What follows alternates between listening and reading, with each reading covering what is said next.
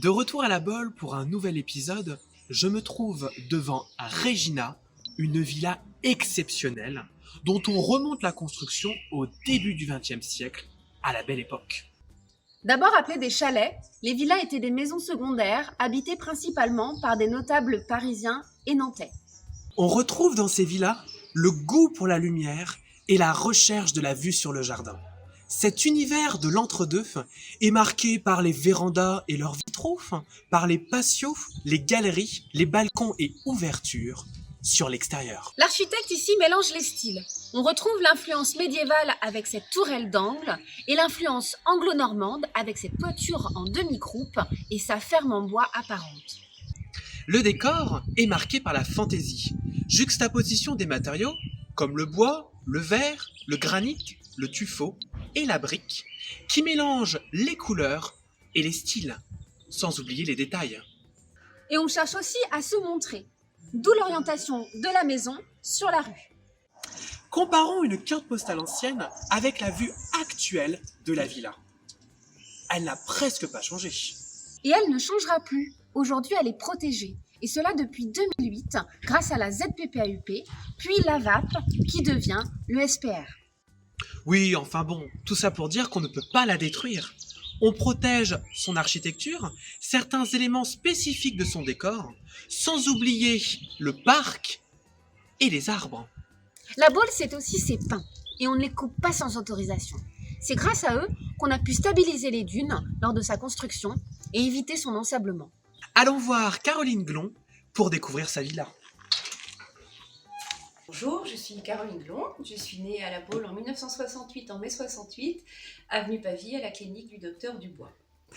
Ma famille est arrivée ici en 1964, mes parents étaient originaires du Morbihan, de Malétroit et de Glénac, et ils ont eu le coup de cœur en arrivant ici.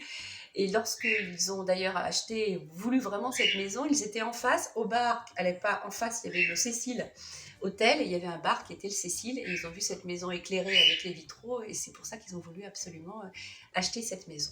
Elle a certains éléments qui restent encore caractéristiques des villas bauloises ou des villas de style balnéaire. Là, vous êtes par exemple dans la véranda avec des vitraux qui sont un petit peu partout, qu'on retrouve aussi sur la première partie de la maison.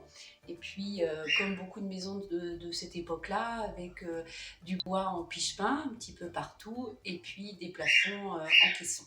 J'ai eu la chance de pouvoir naître à La Baule et de fait, j'ai la chance aussi de faire partie du Club des Originaux Baulois, qui est une association qui regroupe les gens qui sont nés à La Baule. Étant moi-même membre des Vieilles Maisons Françaises, qui est une association nationale qui est chargée de protéger le patrimoine, j'ai pu obtenir l'année dernière le label Vieilles Maisons Françaises. L'intérêt de la maison qui a été noté, c'est, comme vous pouvez le voir, on a vu tout à l'heure les vitraux qu'on retrouve ici sous les colombages qui montent en réalité tout en haut jusqu'à l'escalier.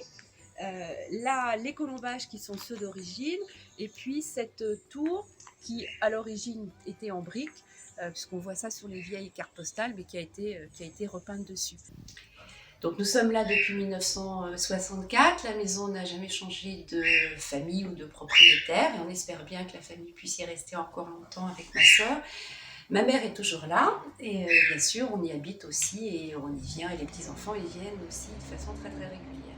Alors merci Caroline pour votre accueil et on se retrouve à très bientôt pour un nouvel épisode de Lumière sur la Presqu'île.